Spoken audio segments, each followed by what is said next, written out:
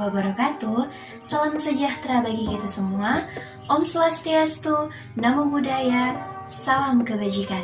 Halo teman-teman semua, selamat datang kembali di YouTube channel Lembaga Advokasi Mahasiswa dengan program Mengasah Ilmu dengan saya sendiri, Dian Ahmad. Auctori incumbit probatio.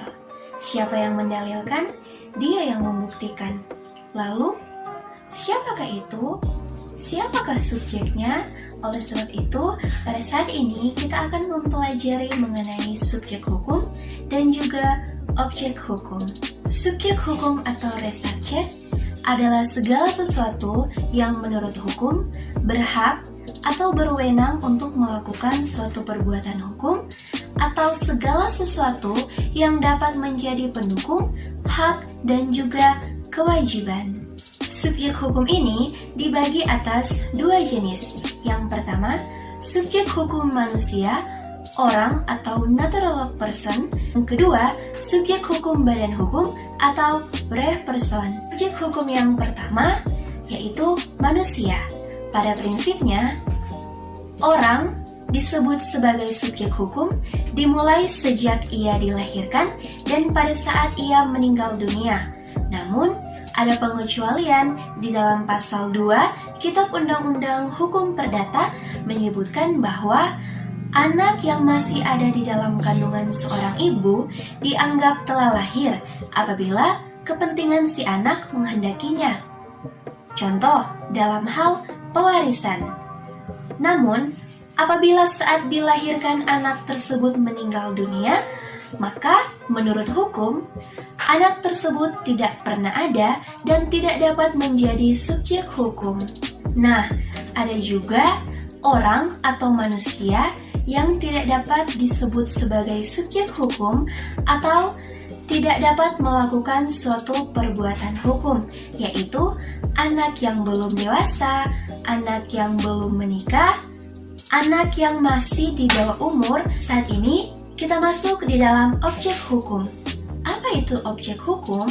Objek hukum adalah segala sesuatu yang berguna dan bermanfaat bagi subjek hukum dan dapat dijadikan objek untuk dapat melakukan suatu hubungan hukum.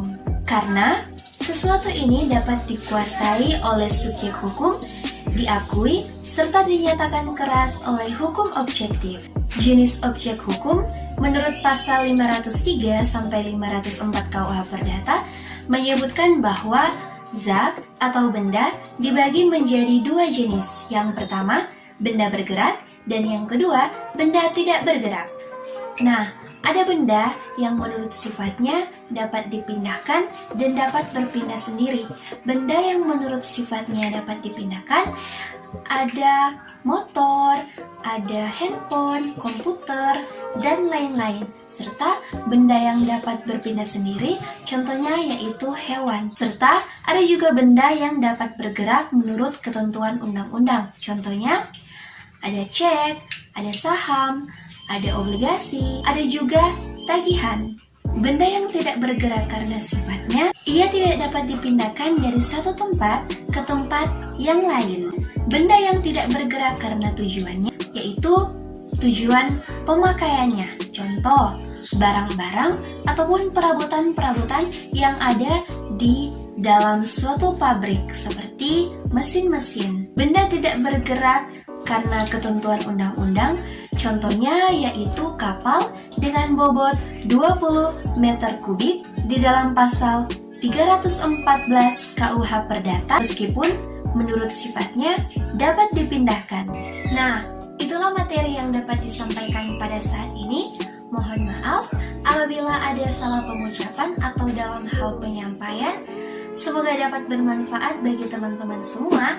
Dan jangan lupa like, komen, share, dan juga subscribe YouTube channel dari Lembaga Advokasi Mahasiswa serta media sosial dari Lembaga Advokasi Mahasiswa yang tertera di bawah ini. Dan sekian dari saya, sampai jumpa lagi di Mengasah Ilmu berikutnya. Assalamualaikum warahmatullahi wabarakatuh. Salam sejahtera bagi kita semua. Om Swastiastu, Namo Buddhaya, salam kebajikan.